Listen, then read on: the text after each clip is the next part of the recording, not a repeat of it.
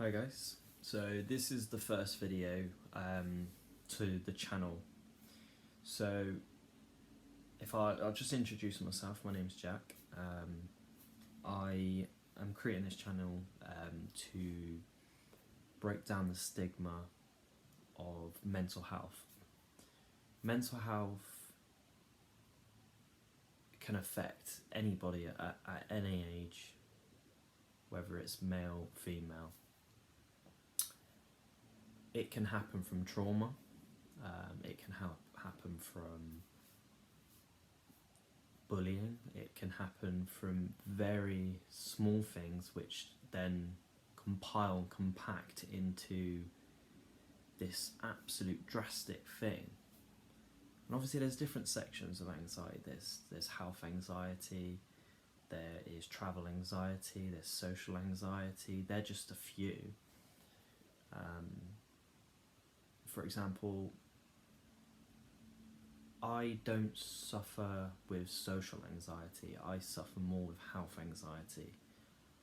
So for example, if I find a lump under my skin or anything like that, my brain jumps to the conclusion that it is something completely and utterly sinister. For example, like cancer. Obviously, in a normal person's head, they look at it in a sane, natural way of, oh, it's probably a gland, it could be a fatty cyst, it could just be a bit of skin that's underneath the skin, so like an adhesion, if you like. That's your natural, that's when you're sane, as in you can look at the situation and break it down into something that makes more sense. With health anxiety, you just jump to the worst conclusion there is. Like I said, like cancer.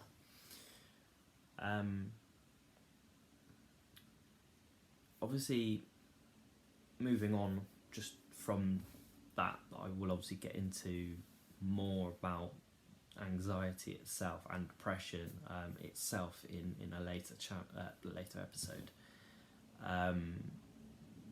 What I'm mainly here today for this video is to almost like an introduction.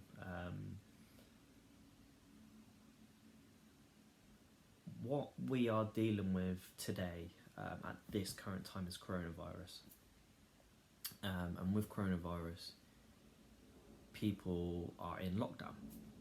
Obviously in lockdown, you can't go out, you can't see family, you can't see friends.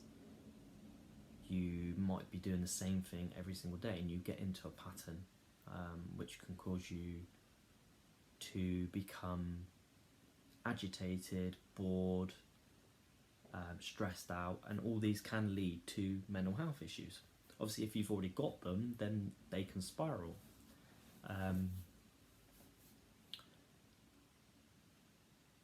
With these issues that are happening, like the coronavirus, or just anything in general,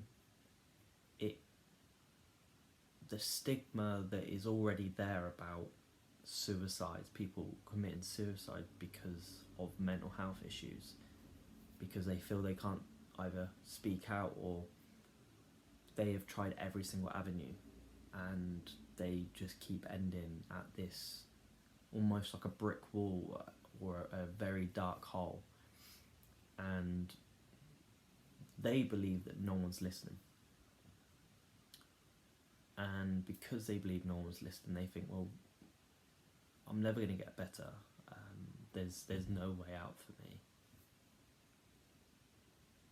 And if there's no way out, then I might as well just end it. Obviously, with a situation like this, it can be difficult. Not only difficult in the way of speaking out,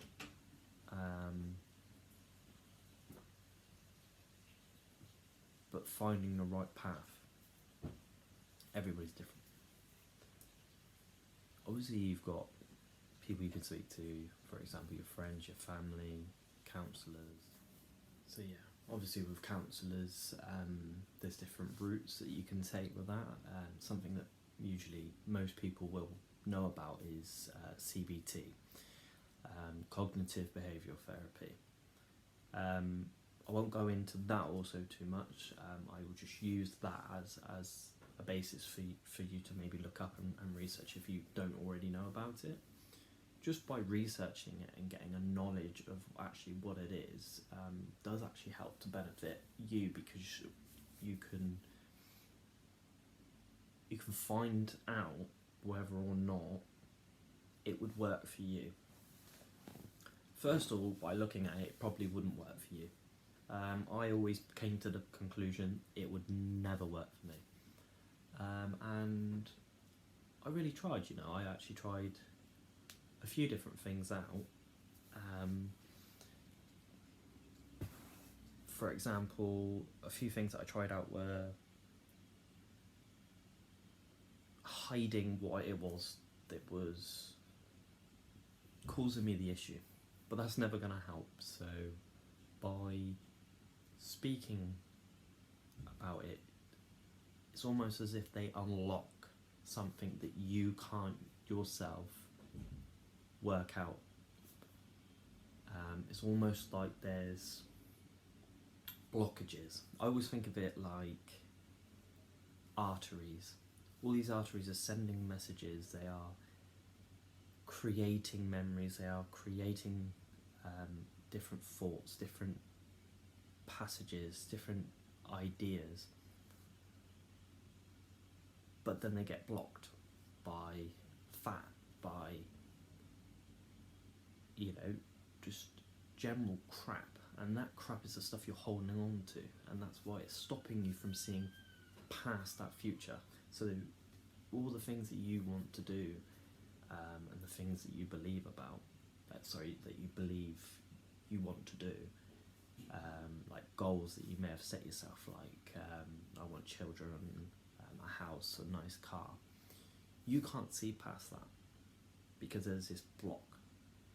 And like I'm saying, I'm using it as a sort of an idea for you to picture. It's like a fat block. Every time you're hitting it, you're like, no, I can't get past it, I give up, that's it, no, walk away, I'm walking away. But by talking about it to the right person, they might be able to find out roughly what that block is. Whether it is confidence, obviously their lack of, it could be down to motivation, self-motivation. It could be down to not having the right tools, the right equipment. It could be down to support. Sometimes some people need support, sometimes somebody needs the support to motivate them. Sometimes they need to be given the tools to learn to deal with certain bumps in the road so that they can get past and move along these arteries and get to the goals that they have put in place so that they can achieve. The stigma, going back to the stigma is huge. The stigma is that men and women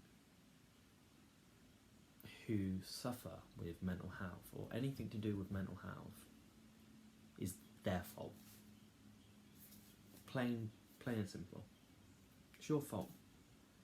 You woke up feeling low, anxious, sweaty, palpitations, your heart is constantly racing, you don't want to go out, you don't want to see anyone, you're staying and you feel tired all the time, you feel lethargic, you just want to sleep all day.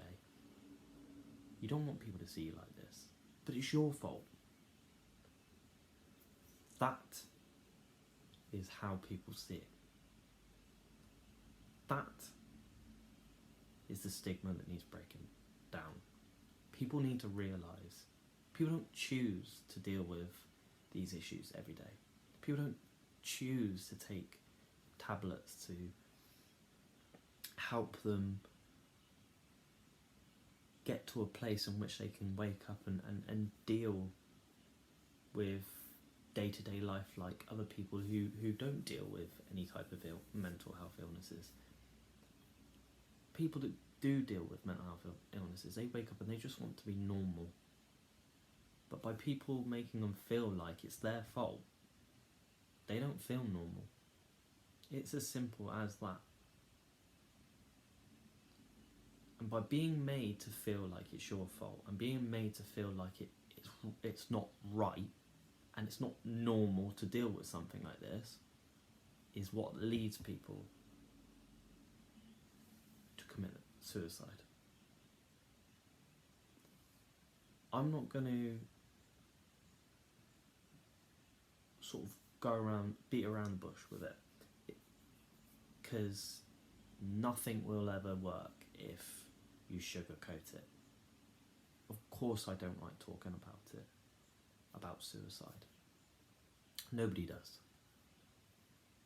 But with the alarming rate of for example, men committing suicide to mental health is just not good enough.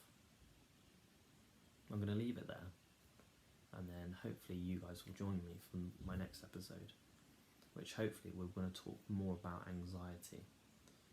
Not only symptoms of anxiety, what they feel like, a little bit of about what they are, and how they affect me, and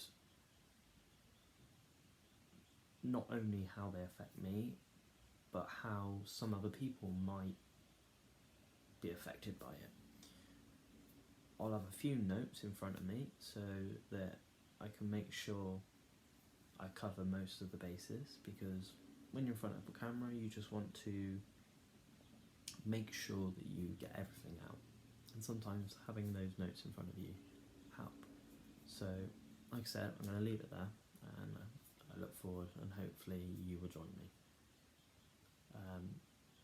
Hopefully you enjoyed that, and peace. I'll see you later.